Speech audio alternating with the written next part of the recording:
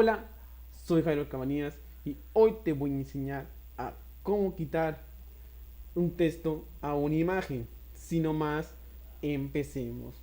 Pues para hacer eso son simples, sencillos. Tres pasitos nada más. Solo tres pasitos.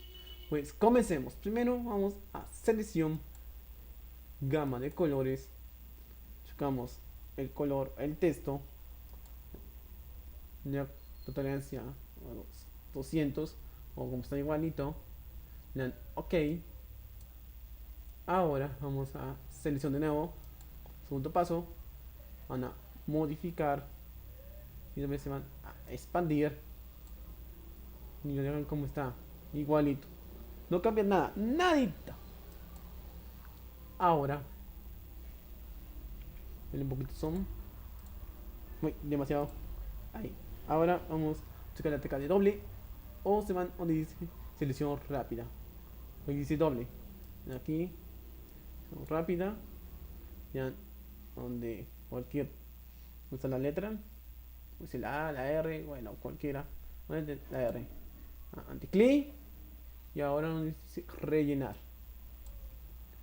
Y tan igualito, si está igualito según el contenido. Si no está igualito según el contenido.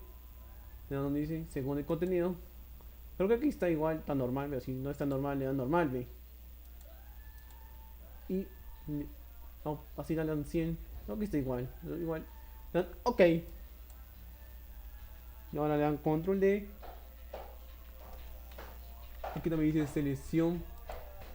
Deseleccionar.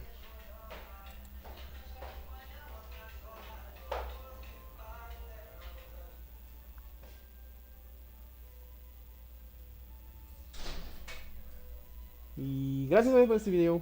Suscríbete, dale like, comenta en la caja de comentarios. Y nos vemos en un próximo video. Adiós.